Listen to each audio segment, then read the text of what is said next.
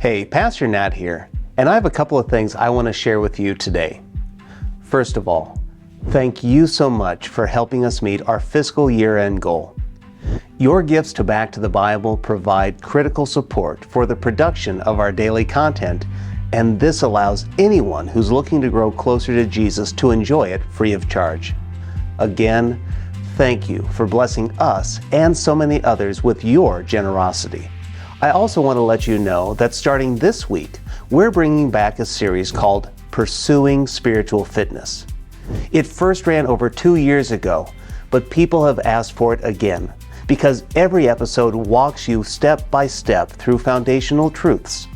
Now, you may notice that in this series, the set, the music, and even my beard are slightly different from our current Win the Day episodes, but I promise you, the beard will be on point and the messages are still relevant and important. So enjoy them, and please share them so that others can win the day as well. All right, let's get started. Hey everyone, welcome to Win the Day. 5 minutes in the Bible with me, your coach, Pastor Nat. Our mission here at Back to the Bible is to move you closer to Jesus today than yesterday. And to help you do that, we are going to talk about knowing the eternal Creator God. Who is God? What is God like? Those are the questions that we're going to answer over the next few days. Now, we can't cover all that we know about God in just 6 days, but we can understand some of the essential qualities of God and how it impacts our lives today. So who is God? What is God like? Well, according to the Bible, God is the eternal Creator.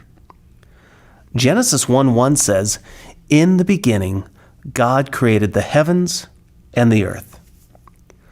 One of the common questions I get is, how old is the earth?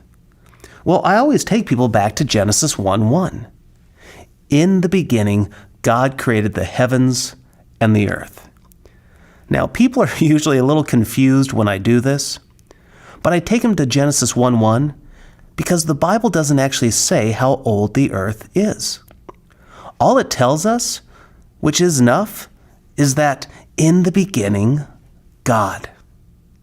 There was a period where there was nothing but God. Time, material, even the heavenly beings, they did not exist. There was nothing but God. And then it says that God created. God is the creator of the universe and all that inhabits it. Colossians 1 tells us that God created all things, both visible and invisible. But there's more. And it's what we touched on earlier. Before the universe began, there was nothing but God. In other words, God is the Creator and the Eternal One. Isaiah 44:6 says, "I am the first and the last. There is no other God." In other words, God has no beginning and no end. Romans 1:20 says, "For ever since the world was created, people have seen the earth and sky. Through everything God made, they can clearly see His invisible qualities, His eternal power, and divine nature. So they have no excuse for not knowing God." You see, that's a double dose of reality from the Bible. God is the eternal creator of life, the universe, and everything good. And because of that, no one is without excuse.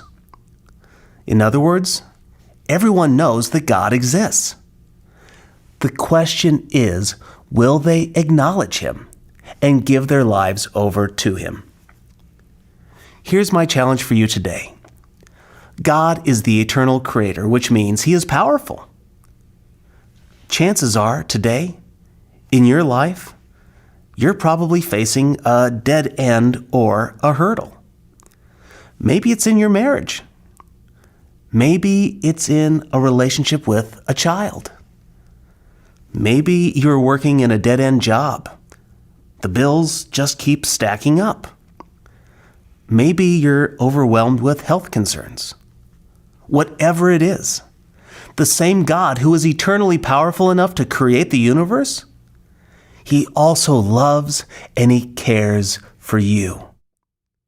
Now it's true, He may not deliver you from the trial, but He will deliver you through the trial. So today, reflect on God's eternal creative power and ask God to reveal that same power to you for your situation. And then ask God to show you how to live in response to it. If you're one of our Go Tandem users today, I'd love to talk with you. So comment below.